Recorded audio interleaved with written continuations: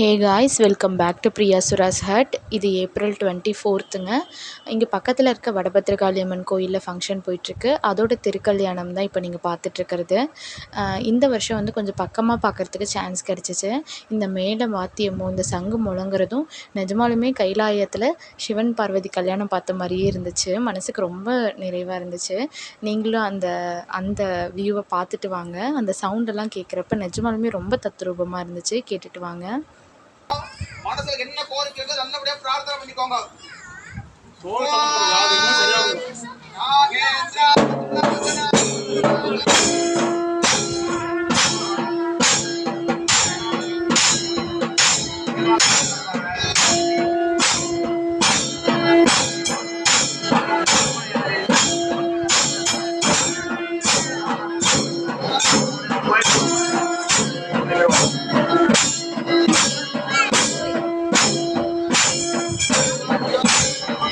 அதுக்கப்புறம் வந்துட்டு இந்த பொண்ணு மாப்பிள்ளைக்கு கங்கணம் கட்டுறது, அப்புறம் இந்த கல்யாணம் ஆனதுக்கப்புறம் விளையாடுறது எல்லாமே ஒரு நிஜ கல்யாணத்தில் கலந்துக்கிட்ட மாதிரியே இருந்துச்சு. அப்புறம் ஒரு இன்ட்ரெஸ்டிங்கான விஷயம் சொன்னாங்க. நம்ம வீட்டில் யாராவது பொண்ணுங்க கல்யாணம் ஆகாமல் இருந்தால் நம்ம வந்து பொண்ணு வீடாகவும், அப்புறம் நம்ம வீட்டில் பசங்க யாராவது கல்யாணம் ஆகாமல் இருந்தாங்கன்னா நம்ம பையன் வீடாகவும் நம்ம நினச்சிக்கணும் அப்படின்னு சொன்னாங்க. இதில் வந்துட்டு நான் வந்து பொண்ணு வீடு, நீங்கள் எந்த வீடு அப்படின்னு சொல்லிட்டு பக்கத்துலலாம் கேட்டுட்டு ஒரு நிஜ கல்யாணத்தில் கலந்துக்கிட்ட மாதிரியே இருந்தது. மொய் முதல் கொண்டு ஒரு நிஜ கல்யாணத்தில் வச்ச மாதிரியே இருந்துச்சு. நாங்கள் மொய் வச்சிட்டோம், நீங்கள் மொய் வச்சிட்டிங்களா அப்படின்னுட்டு. அந்த விளையாட்டெல்லாம் அந்த மேலே பூ போடுறப்பெல்லாம் கடவுளோட பிளெஸ்ஸிங் போட்ட மாதிரி தான் இருந்துச்சு. மனசுக்கு ரொம்ப நிறைவாக இருந்துச்சு. நீங்களும் திருக்கல்யாணத்தை பார்த்துட்டு வாங்க.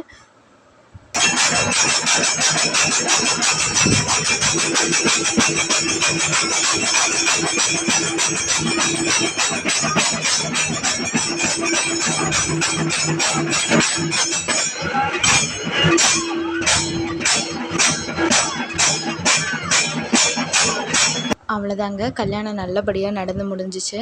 பொண்ணு மாப்பிள்ளையும் ஊரை சுற்றி வர்றதுக்கு கிளம்பிட்டாங்க. எங்கள் வீட்டு கல்யாணம்னு சொல்ல முடியாது, எங்கள் ஊரோட கல்யாணம் எப்படி இருந்துச்சுன்னு கண்டிப்பாக கமெண்ட் பண்ணுங்கள். அதை முடிச்சுட்டு பொண்ணு மாப்பிள்ளையும் ஊர்வலம் கிளம்பிட்டாங்க. இந்த வருஷம் பண்டிகை எல்லாமே ரொம்ப நல்ல சிறப்பாக முடிஞ்சிச்சு. 10 வருஷத்துக்கு அப்புறம் இன்றைக்கி தான் அங்கே வந்து பூ மிதித்தாங்க. அதுவுமே எந்த பிரச்சனையும் இல்லாமல், எந்த சண்டை சச்சரவும் இல்லாமல் எல்லாம் நல்லபடியாக நடந்து முடிஞ்சிச்சு. கடவுளுக்கு தான் நன்றி சொல்லணும். அன்னைக்கு வந்து அலங்காரமும் ரொம்ப சூப்பராக பண்ணியிருந்தாங்க.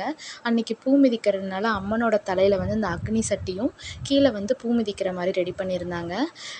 மேரேஜுக்கு முன்னாடி நான் இவ்வளோ சாமி மேலே ஃபெய்த்தாக இருந்தேனான்றது எனக்கு தெரியல. பட் ஆஃப்டர் மேரேஜ் வந்து நான் எனக்கு பிடிச்சது அதனால மாற்றிக்கிட்டேன். எங்களுக்கு அன்றைக்கி டே இப்படி தான் போச்சு. அடுத்து என்ன பண்ணோம் அப்படிங்கிறத நெக்ஸ்ட் வீடியோவில் ஷேர் பண்ணுறேன். அது வரைக்கும் don't forget to like and